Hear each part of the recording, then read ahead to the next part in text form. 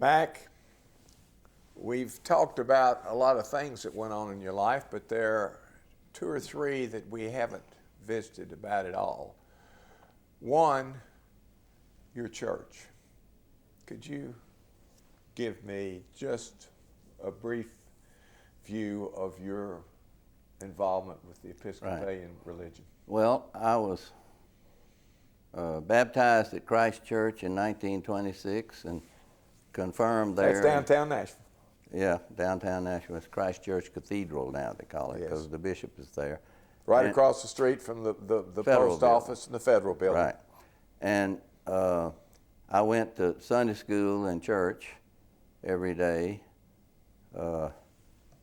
And when I got too old for Sunday school, I went to church every Sunday, excuse me, not every day. And I was an acolyte at Christ Church, and my only singing, I was in the junior choir when I was about 10 years old, but I wasn't a very good singer. And when I went off to VMI, I went to the Robert E. Lee Memorial Chapel, Episcopal Church, on the Washington Lee campus every Sunday. And when I went to North Carolina, I went to the Chapel of the Holy Cross Episcopal Church there, which is very close to where my dormitory was.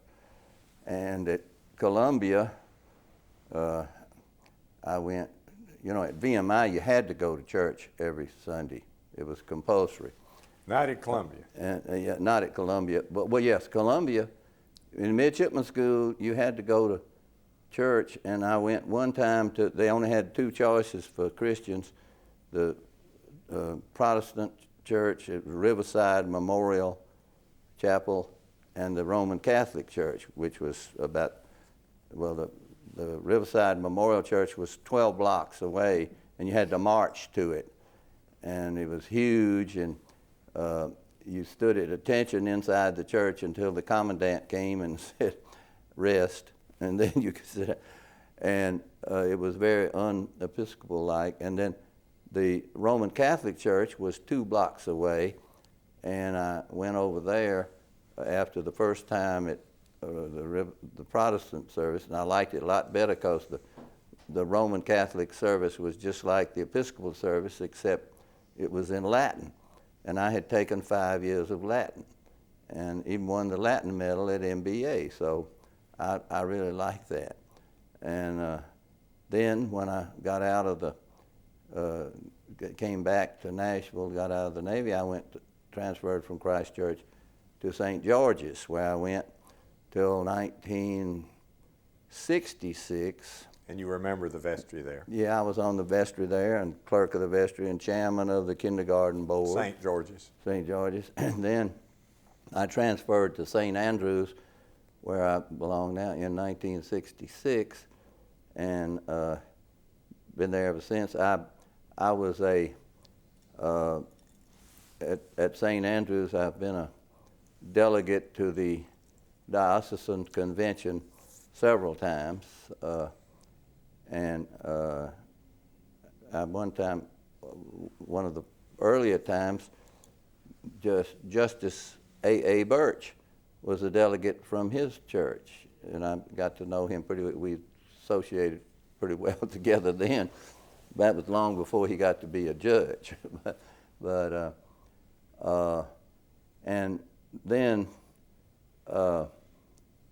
when at St. Andrews, I've been senior warden twice, and on my second term I was senior warden in 2003 when the National Episcopal Church House of Bishops voted that they could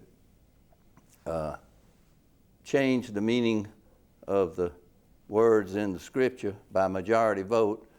So we unanimously, the vestry unanimously voted to rub out the word Episcopal on our sign, which we did the next day. And now St. Andrews has joined the Diocese of Quincy, Illinois, which is one of the dioceses that doesn't recognize the ruled by the national church. So, and we're Anglican, members of the Anglican communion now. My son Joe is an Episcopal priest. He's the rector of Church of the Resurrection on Sneed Road in Williamson County. Been here since August of last year. As the rector there. Yeah. I'm going to come back to your family in just a minute. In your spare time, you've told me a little about the bridge. To what level did you get? Well, as a bridge player. I'm a life master. I played for many years with my old friend Larry Howard, whose daddy was a lawyer.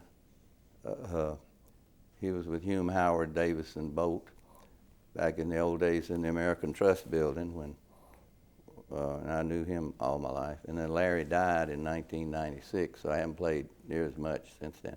But now, my wife Joan, I'm getting her to take it up, and I have written a bidding system for duplicate bridge for people to learn the quickest way who have never played bridge before.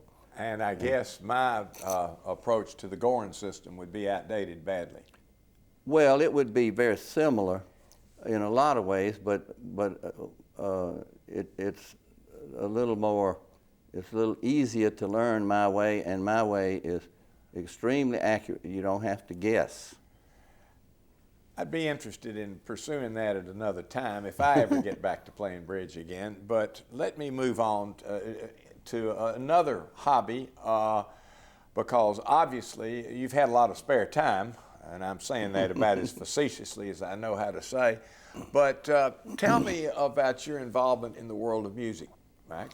Well, when I was my mother was extremely musical, and my daddy couldn't carry a tune at all, and he was not. And Mother played the piano a lot, and he got an accordion and played that, listened to opera all the time. We took me to lots of symphonies and everything. My older sister took piano lessons from babyhood, and I listened to that. But I liked Benny Goodman was my favorite musician when I was a kid, and on my 12th birthday, I got a clarinet and started playing. I never had any lessons. Never was in a band until 1963, but I pretty much, with Mother's telling me how to read the notes, I taught myself how to play some, and I never was much good. But in 1963, the Lawyers had started a band, and it was called the Public Offenders.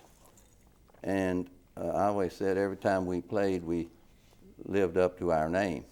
And but anyway, Dick Dorney was the leader. Tom Steele was the drummer. And that's Thomas Wardlaw Steele, who you talked right. about the case earlier. Right, and he and I became real good friends. And Charlie Rutherford was the piano player, and Bobby Lewis, the federal clerk, was the saxophone player. He used to sit next to me. And so anyway, Ken Roberts played the trombone. And Ken came over one day and told me the band had been going about a month or two, and I wasn't in it. And he told me I should go to the practice. And I went down to one practice at Tom Steele's house right down the road from me when I lived on Linwood Boulevard. And it was great fun, and they asked me to come be a permanent member, and I was. And then after about a couple of months, they told me I was playing on the clarinet the second tenor part, second tenor saxophones parts, which almost all the arrangements were written for the tenor saxophone instead of a clarinet. And they said I needed to get a saxophone, so I got a tenor saxophone, started playing that. And then we played a whole lot of bar association parties and things. It was really great fun. And the Doctors had a band called the Musical Medics. And anyway, in about 1967, I think it was, we made a record with the Lawyers band playing on one side and the Doctors band on the other side. I think we played 6 songs each. And they called this record Jawbones versus Sawbones. And it was great fun. And it was to go to Planned Parenthood, sponsored it, and they got all the proceeds from selling the records.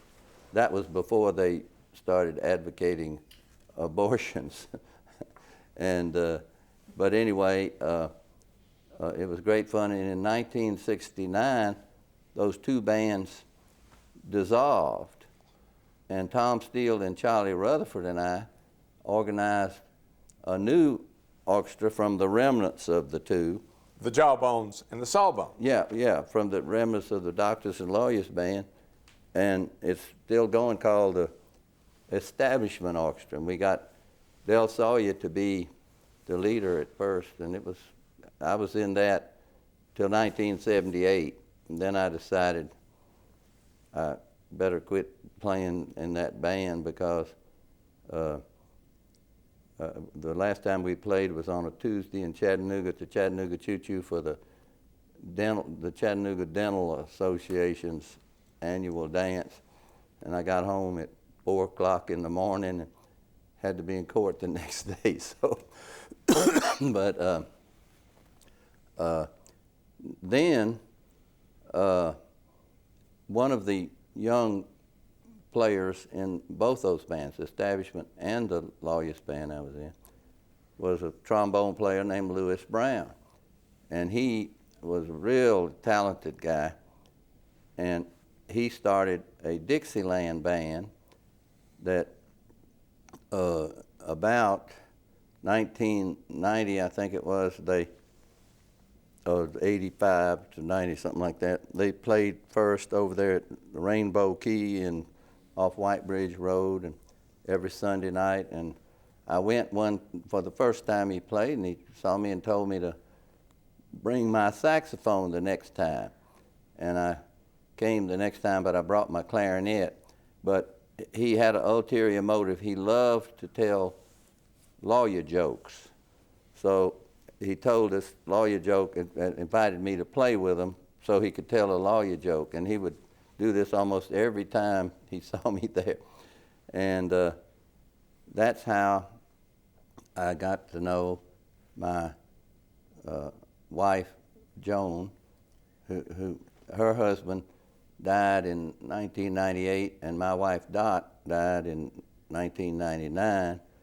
And in 2001, she was a great piano player and singer. Let me stop you right there and let you come back to that one. If I can, Yeah. let me ask you to tell me about the other important component of your life that we've not covered, and that is your family, from Right. both your first marriage and then subsequently your involvement in marriage to Joan. Okay. And let's go back to Dot, if we can, Yeah. and your children. Right. Dot was Dorothy Savage from Memphis, and I met her in about fall of 1952, and started courting her, and we got married in June 1953, and she played a lot of duplicate bridge with me then at first, and we had 3 children. The oldest is my son Mac, who is a CPA here in Nashville. He said, lawyers work too hard. He wanted to be a CPA, and he went to the to MBA and the University of North Carolina. My second one is my son Joe, who's an Episcopal priest at Church of the Resurrection here. Mac has two girls, 18 and 16, and Joe has two boys, 17 and 14, and 18 and 14. He just had his 18th birthday Saturday. And they are at MBA now. And his children, your grandchildren. What's that? Your grandchildren. Yeah, right, yes. his two boys. And then my daughter Dee is a real estate broker here with the Village Realty Company, but she also is, she had graduated with a degree in photographic art, and she did photography for a long time exclusively. Now she just does a little of that, and she also is the assistant swimming coach and the cross-country coach at Harpeth Hall School now. And she is actually going to go to participate in a triathlon in about 2 weeks, where they start off swimming from Alcatraz to the shore, and then bicycle 112 miles and run, I think it's a half marathon, 13 miles. She likes all that. So you're blessed to have all three of your children and your 4 grandchildren right here close to home. Oh, yeah. Now let me take you back, if I can. Dorothy passed away in 1999. 1999. She became ill in 1994 and stayed at Richland Healthcare Center, and your mother had been there. Yes. And you gave me a lot of good advice about that. And I remember it was not a lot of fun for either one of us going through that. Take me, though, if we can, fast forward to your new romance. Okay. Well, in January 2001, I had actually met Joan. She was married. Her first husband was Al Hager, and she has a son, Auburn Hager III, who is a lawyer here in Nashville. And I knew her husband, Al. They called him Al because it was A.L. Hager, but his real name was Auburn. He was in Palm School in the 3rd grade with my sister Dee Dee when I was in the 1st grade. And we had an Auburn automobile. And so I really remember him because he had the same name, and that's the only Auburn automobile I've ever seen. And he was named after that. But I met them at a party they had at their house, Auburn and Joan, in 1970 when an apartment project that I was involved in with Larry Howard and Bobby Moore and Cheryl Figures. Her husband, Al, had something that was connected with the contractor, and they had a party over at their house one time that I went to, and that was the first time I met her. But she was the musical director of the Gridiron Show for many years, and they really did some good shows that I'd seen, and so I had just known her very slightly. But in January 2001, she and some other ladies went to hear the Lewis Brown Band play when they were playing at downtown at Cummins Station. And so I saw them there, and I told Lewis Brown, make Joan play the piano and sing, and he did. And she heard me play the clarinet then, and because I didn't think I was very good at anything. But anyway, I had this record CD with this song on it just a piano and clarinet playing, and had this great introduction on the piano. And so I asked Joan, I've got this record. Could I let you listen to it and then tell me if you'd be willing to play it with me? And she says, okay. So I gave her the CD, and a few days later I called her up and she said, have you played it? Yep. And she said, well, can I come play it with you sometime? And the song was These Foolish Things Remind Me of You. I remember that well. And so I went over to her house, and she played that introduction better than the record did.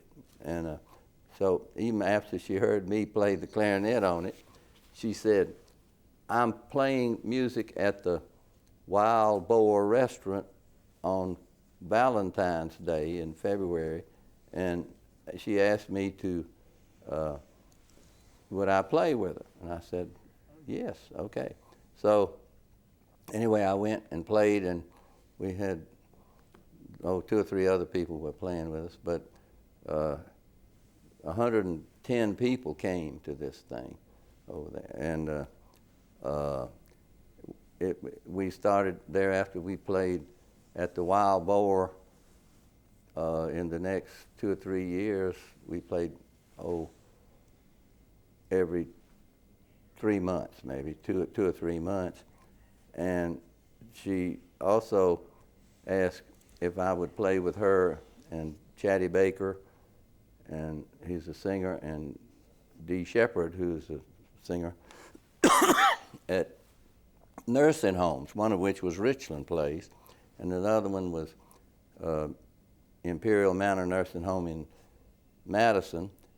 And we've been playing there at each of those once a month since about the summer of 2001, I think it was. And that group is known as the Bluebirds of The Happiness. Bluebirds of Happiness. They already had that, but they didn't have a clarinet player. And eventually the clarinet player convinced the pianist to marry him. Well, and when did that occur? Well, I asked her to marry me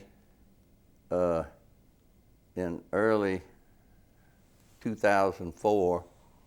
I can't remember the exact date of that, but and she agreed, and I gave her an engagement ring. But she was chairman of the Friends of Cumberland Heights, which was going to give a fundraiser. They always did a fundraiser to raise money for Cumberland Heights, and before they'd always had a fashion show, and they only didn't make much money. So she said, this time we're going to have a roast.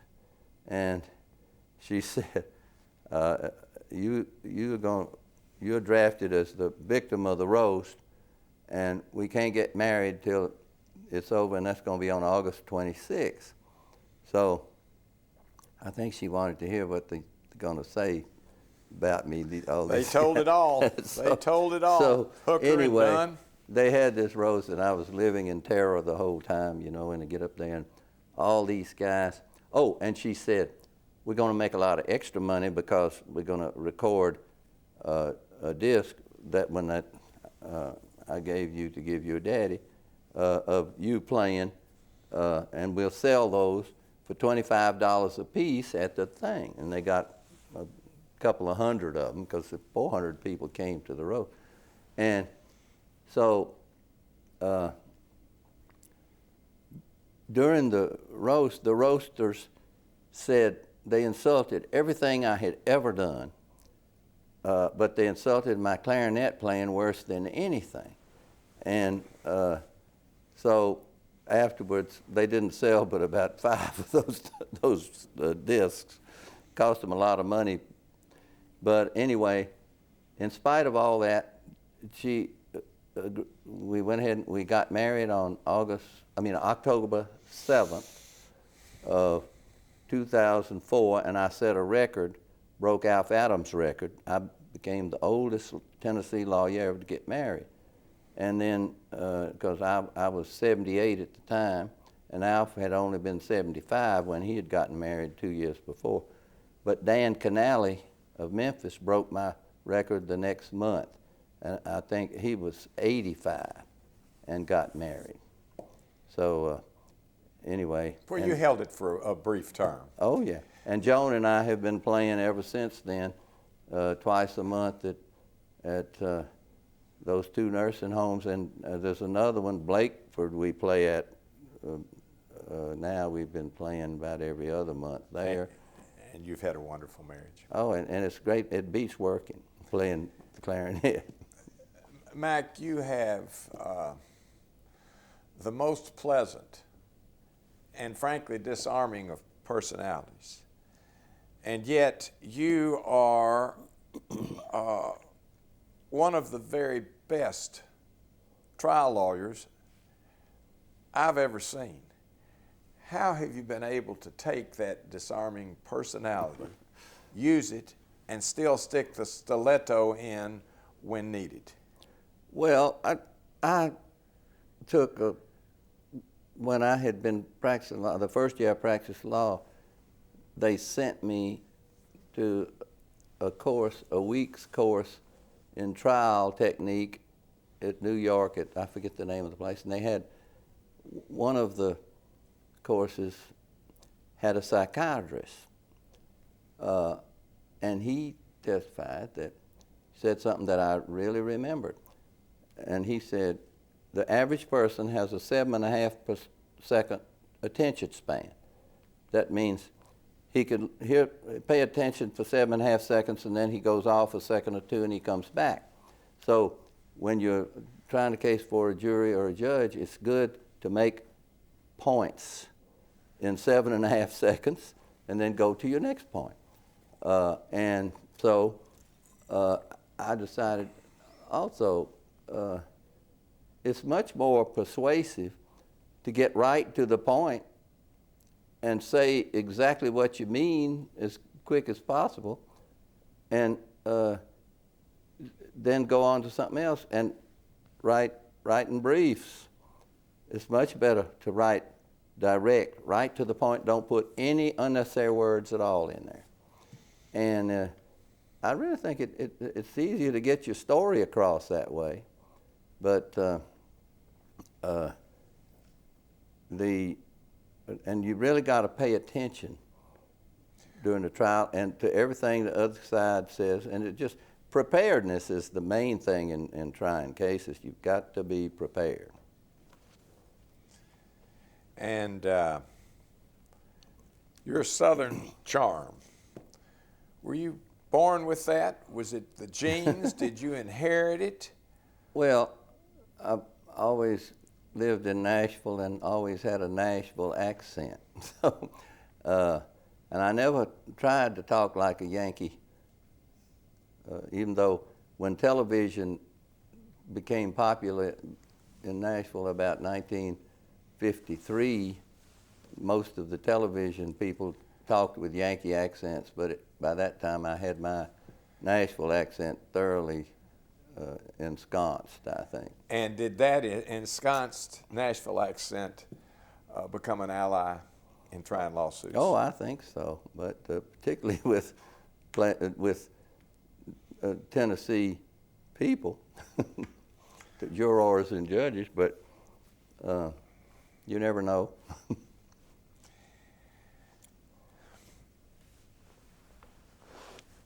You've litigated against big city lawyers. Oh, yeah. And have you found your drawl, your demeanor to be of benefit? Well, I'm never conscious of it. It's the only way I can talk. So I really don't know. But I think a big out-of-state lawyer that comes to Nashville, that he's going to be at a disadvantage. And down here, I mean, it just seems logical that with a jury and with some of the judges, that you never know. That's just the nature of the beast, though, Yeah. isn't it? Oh, yeah. Do you ever intend to retire? Oh, yes. I mean, I do 10% of what I did 5 years ago now. And I'm not sure. I don't think I'll ever stop coming down to the law firm maybe once a week or something. I do it 5 days a week now, but I don't stay but about half as much as the working lawyers do. And I don't do, I have to spend now an hour and a half every day reading my junk emails on the computer and the junk mail I get in the mail. And because I have to, because I might miss something crucial. You know, I have a view that email may lead to the destruction of Western civilization as we know it. The young ones can't communicate anymore by telephones, conversations. I know. It's very difficult for our profession, very difficult. It really is. And like the young lawyers now, one of the most noticeable things is they don't know how to look up law in the books. And they do it on computers, and it takes them longer. I used to challenge the young lawyers to contest, to say, let's find a case that says so-and-so. You do it on your computer, and I'll do it in the books. And I beat them every time. Oh, yeah. And I think the same is true with telephones and email messages back and forth. You do it a lot quicker with one telephone conversation than you could scheduling something with 6 emails. And that's true. And but some people are just amazing. And like the young lawyers are unbelievable the way they can type. They can type faster than they can talk, so they never dictate anything to a secretary. And I always learned when I was a real young lawyer that, I tell lawyers this, any lawyer that doesn't have a secretary that's a lot smarter than he is in bad trouble. And I know you've had one that's a lot smarter than you. Absolutely. And I always have. And it's particularly now with computers. I've had a computer 18 years and had 18 courses in computer. I still don't know how to send an email myself. I have to get coached every time. I can send a reply because I've learned how to push the reply button. But it takes me forever to type anything. I feel your pain. It's the same for me. But I'm afraid we're big time losers. And the next several generations have overwhelmed us in that regard. Electronics is the way of life. Oh, yeah. Mac, in your life, you played in college, unless I miscounted, 5 sports. You went from the service of your country in the war through 3 separate universities and a 4th if you count the midshipman training, directly to law school, directly into the practice of law, over 50 years in the practice of law, nearly 58 maybe? 50? Well, it was 58 as of last March. I'll go for 58. 58 years. You have been an avid horseman since you were 8 or younger. 4. I'll go for 4. You have been a champion tennis player who played competitively at the state and regional level until your mid-70s. You are a life master at bridge. You have played 2 instruments in, according to my count, at least 3 separate bands. You have a wonderful, wonderful family with which you are very close. You are the backbone of your church, and no person that I know is in the law books with 75 reported opinions as a practicing lawyer. How did you do it? How did you apportion your time in such a fashion that you could do all of these things in your 82 years? Well, I never thought about it so much. I used to have a lot more energy than I have now. I know that. And the trials in those days didn't take near the time they do now. And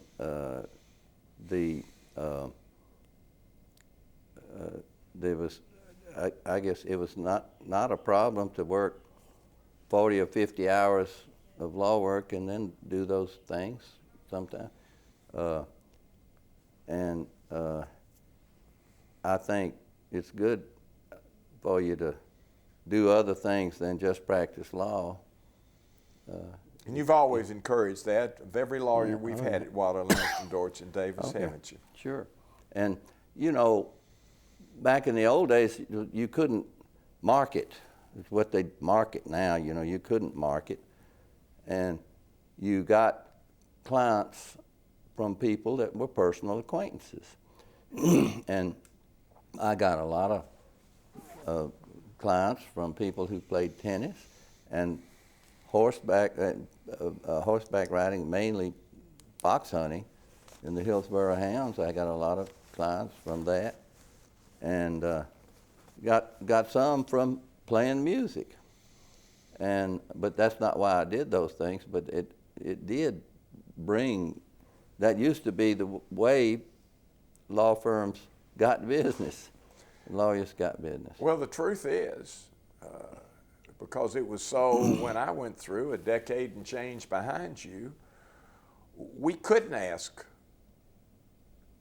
anybody for their business. No. And I never brought myself to after marketing became okay, and I assumed that was the case with you. Oh, yeah. I mean, we just weren't trained that way. Well, it just still feels wrong to me, so I don't do it. But, now this law firm, we don't ever advertise, but there's lots of lawyers in Nashville run advertisements on television, in the paper, and on the back of the telephone book even. And that was totally prohibited till about 1975, I think it was. I think that's right. Do you have a view as to how you're perceived by other members of the bar? Well, no, it's kind of hard for me to tell. I have never been in power in a political party. Even though I was the lawyer for the Republicans, we were never in charge of the state of Tennessee. The Democrat Party has always been in control, even when Winfield Dunn and Lamar Alexander were governors. Yeah, the legislature has, with rare exceptions, been almost uniformly Democratic. Oh, yeah, and 90% of the judges are Democrats. Yeah. And 80% of the lawyers. But the Williamson County is a great Republican county. Yeah, there have been some changes there. Yeah. Maclin, how would you like to be remembered? Well, just I hope people don't resent me or anything. I think one thing obvious about my life is that I've been really lucky. Always have been. I mean, all the way, being born where I was, going to the schools I went to at the time I went to them, in the service, law school, everything, having great children, great wives. I was just lucky.